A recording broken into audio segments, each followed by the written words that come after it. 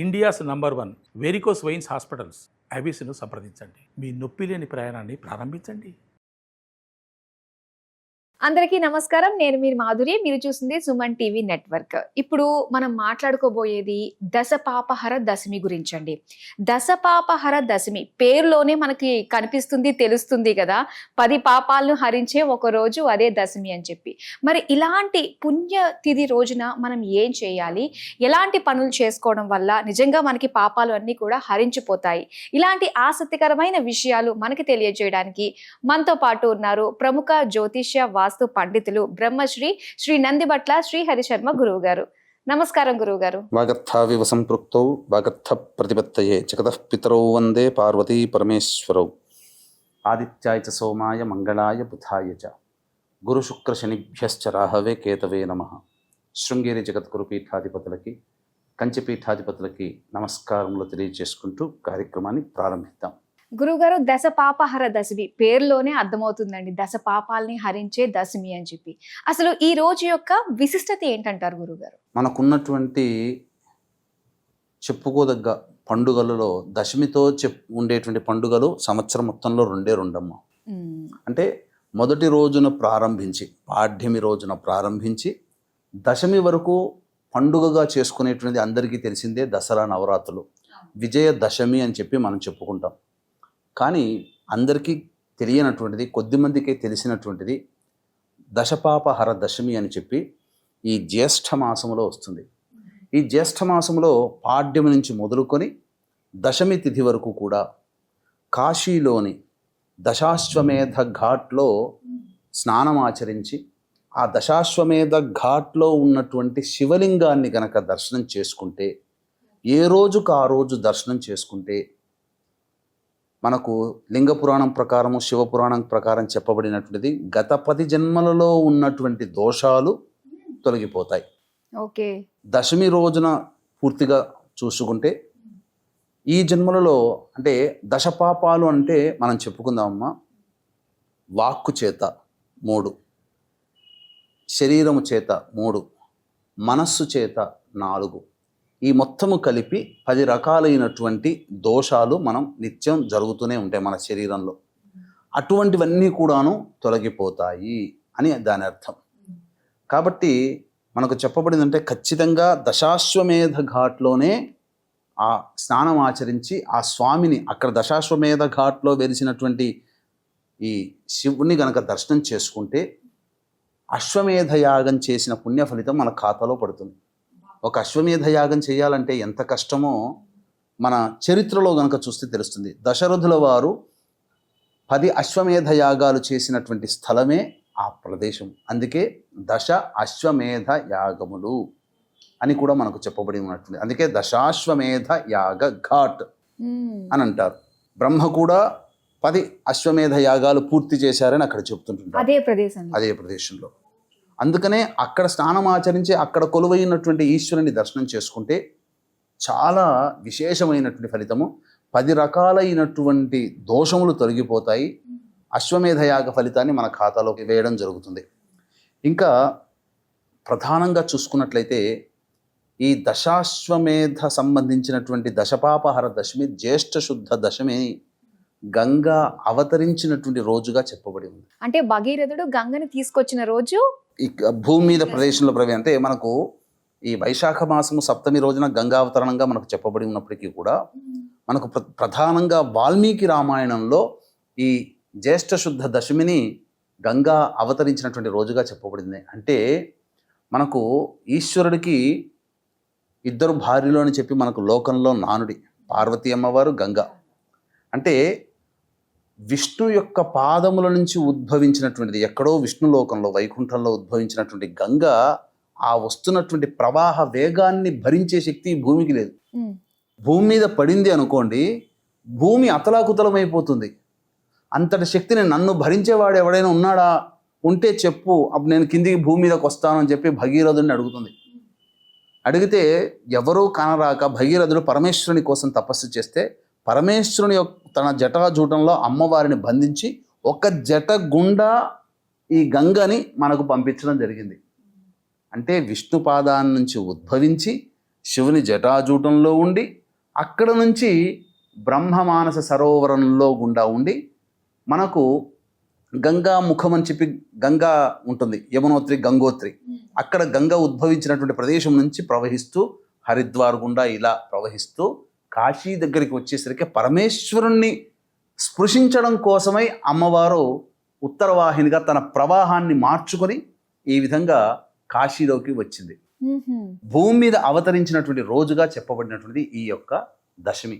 భరించేవాడే భర్త కాబట్టి ఆ రోజు నుంచి భర్తగా లోకంలో నానుడు అయిపోయింది, గంగకి భర్తగా పరమేశ్వరుడు. అవునండి. కానీ గురువుగారు మీరు అన్నారు కదా, దశాశ్వమేధ ఘాట్లో కనుక మనం స్నానం ఆచరించి శివుని దర్శించుకున్నట్లయితే దశ పాపాలు పోతాయని. కానీ కొంతమందికి మాత్రమే అవైలబిలిటీ ఉంటుంది, మిగతా ప్రదేశాల్లో కొంత లక్షల మంది ఉన్నాం కదా, మరి వీళ్ళందరూ కూడా పాపాలు తొలగించుకోవాలంటే ఏంటి మార్గం అంటారు? అంటే మీరు అన్నది కూడా వాస్తవమేనమ్మా. ఎందుకంటే కాశీకి అనుకున్న ఫలంగా వెళ్ళాలంటే కాలభైరుని యొక్క ఆజ్ఞ ఉంటే తప్ప అక్కడికి అడుగు పెట్టలేం. కాబట్టి మహా అయితే ఎంతమంది, 1000 మంది లేదా 1,00,000 మంది స్నానం ఆచరిస్తారు. ఆ రోజున ఏంటంటే దశమి తిథి రోజున గంగనే కదా అన్నిటికంటే ప్రధానమైన దైవం, నీటి. కాబట్టి ఎక్కడ ఉన్న నదులలో స్నానం ఆచరిస్తే ఆ నదులలో గంగ తిష్ట వేస్తుంది. కాబట్టి విజయవాడలోనైనా కానీ, తుంగభద్ర నది ఉన్నటువంటి కర్నూలు పరివాహక ప్రాంతంలో కానీ ఎవ్వరున్నా నదీ ప్రవాహం లేదా సరస్సు, చెరువులోనైనా స్నానం ఆచరించండి. బావిలోనైనా కానీ ఆ బావి నీటితో స్నానం ఆచరించండి. ఈ రోజుల్లో బావులు ఎవరికి ఉన్నాయి? కాబట్టి మనము స్నానం ఆచరించే విధానంలో ఎక్కడ స్నానం ఆచరించినా, చెరువులో, నదులో, సరస్సులో ఆచరించినా గంగా స్నాన ఫలితం. అటువంటిది కూడా అవకాశం లేదు హైదరాబాదు, వైజాగ్ నదుల్లో ఎలా ఉంటుంది. కాబట్టి అందరింట్లో గంగ అనేటువంటిది ఉంటుంది. అవునండి. ఆ గంగ ఉంటుంది కాబట్టి ఆ గంగని స్నానం చేసే బకెట్లో వేసుకొని 10 చుక్కలు వేసేసి 10 చెంబులతో ఆ నీటిని శిరస్సుకు ధారగుండా మనస్సులో ఓం నమో భగవత్యై నారాయణ్యై నమశివాయై దశపాపహరాయై గంగాయై నమః అనుకుంటూ 11 సార్లు గనక స్నానం ఆచరిస్తే ఆ గంగలో స్నానం ఆచరించినట్టుగా ఫలితం. కాకపోతే ఇలా స్నానం ఆచరించేటప్పుడు చాలామంది చేయాల్సినటువంటిది ఏంటనంటే, ప్రధానంగా అందరికీ కాశీ ఒకసారి స్నానం చేసే ముందర కళ్ళు మూసుకొని ముందరగానే ఆ గంగా దశాశ్వమేధ ఘాటు, అందులో స్నానం ఆచరించే వాళ్ళు అవన్నీ కూడా చూడండి. ఒకసారి చూసినప్పుడు స్నానం ఆచరించే ముందుగానే మీరు కూడా గంగని స్మరించుకుంటూ మీ మనస్సు కూడా ఆ కాశీ గంగాలో ఉన్నటువంటి అక్కడ ఆ దశాశ్వమేధ ఘాటుగా అక్కడ మన మనస్సు చేరుకుంది, మనం చేరుకున్నాం. భార్యాభర్తల సమేతంగా, పిల్లల సమేతంగా, కుటుంబ సమేతంగా ఉన్నాం, అక్కడ ఉన్నాం. ఆ ఉదయించే సూర్యుడిని చూసాం, చక్కగా నీట మునిగా ముమ్మార్లు స్నానం ఆచరించాం, అక్కడ వేంచేసి ఉన్నటువంటి ఆ యొక్క శివుణ్ణి దర్శనం చేసుకున్నామని చెప్పి మన మనస్సు ద్వారా భావన చేసుకుని చక్కగా 10 చెంబులు గనక స్నానం ఆచరించినట్లయితే తప్పకుండా మన మనస్సే కదమ్మా ప్రధానం, శరీరానికి లేకపోయినా మనస్సు ద్వారా ఆ మనస్సు స్నానం ఆచరించి ఆ మనస్సు ఆ ఆత్మ పవిత్రత పొంది ఈ శరీరాన్ని అంటిపెట్టుకున్నటువంటి ఆత్మ అనుభవించాల్సినటువంటి కష్ట నష్టాలే ఈ శరీరం ద్వారా అనుభవిస్తుంది కదా. అవునండి. దెబ్బ తగిలితే అమ్మా అయ్యా అని అంటున్నామే అంటే ఆత్మకి అది మన శరీరానికి తగులుతుంది. ఆ బాధను అనుభవించేది ఆత్మ, కానీ ఇక్కడ మనం అనుభవిస్తున్నాం. కాబట్టి ఆ ఆత్మ ఏదైతే ఉందో గత జన్మలో చేసినటువంటి దోషాలన్నీ కూడా ఈ శరీరాన్ని, మీ శరీరమైనా నా శరీరాన్నైనా అంటిపెట్టుకున్నటువంటి ఆత్మకి ఆ దోషం తొలగిపోతుంది. ఆ ఆత్మ ఎప్పుడైతే పవిత్రత చెంది మళ్ళీ మన శరీరంలోకి ప్రవేశం చేస్తుందో అప్పుడు ఈ శరీరము కూడా దివ్యత్వాన్ని పొందుతుంది. అందుకనే ఆత్మ అనేటువంటిది పవిత్రతగా ఉండాలి, పవిత్రత చెందుతుంది. తద్వారా గత జన్మ కర్మదోషాలు తొలగిపోతే ఈ మనస్సుకి ఆలోచనలు రావు, శరీరానికి అవకాశం ఉండదు, మాట కూడా అందరినీ ప్రేమించడం జరుగుతుంది. ఇలా 10 రకాల దోషాలు తొలగిపోతాయి. తర్వాత మనకున్నటువంటి కోరిక ఏదైతే ఉంటుందో దానికి కూడా ఒక విధానం చెప్పబడి ఉంది, సంబంధించినటువంటి దశపాపహర దశమి. అలాగే ఈశ్వరుని ఏ విధంగా అర్చించాలో కూడా మనకు చెప్పబడి ఉంది. వీక్షించేటువంటి ప్రేక్షకులకి గమనిక, జ్యేష్ఠ పౌర్ణమి, దీన్ని మహాజ్యేష్ఠ పౌర్ణమి అని అంటారు. అంటే బుధవారము బుధుడికి సంబంధించింది, జ్యేష్ఠ నక్షత్రము అధిపతి బుధుడే. జ్యేష్ఠ మాసములో పౌర్ణమికి వస్తుంది, అది కూడా బుధునికి సంబంధించిన మాసం. దీనినే మహాజ్యేష్ఠ పౌర్ణమి అని అంటారు. ఈ సందర్భంగా జాతకరీత్యా కలుగు విద్య, వివాహ, ఉద్యోగ, దాంపత్య, అనారోగ్య సమస్యల నివారణకి, మరియు శని ప్రభావం, గురువు, రాహు, కేతు మారారు కాబట్టి ఈ గ్రహాల దోష నివారణకై మీన, మేష, మిథున, కర్కాటక, సింహ, కన్య, వృశ్చిక, ధనుస్సు, కుంభ రాశులలో జన్మించిన వారికి శని దోష పరిహారార్థమై ఈ యొక్క సర్వదోష నివారణ పూజలు, హోమాలలో భాగంగా కార్యక్రమాలు, వివిధ రకాలైనటువంటి కార్యక్రమాలు జరిపించి శక్తిపాతము చేయబడినటువంటి శంకరుంగలి మాలని ఈ జూన్ 11వ తేదీన జరిపించడం జరుగుతుంది. కాబట్టి 9 గంటలకి ప్రారంభమవుతుంది కార్యక్రమం. ఉదయం 8 గంటల లోపలైనా కానీ ఈ కార్యక్రమంలో మీ గోత్రనామాలు నమోదు చేసుకోవచ్చు. ఇక 10 రకాలైనటువంటిగా విధంగా చెప్పుకున్నాం కదమ్మా.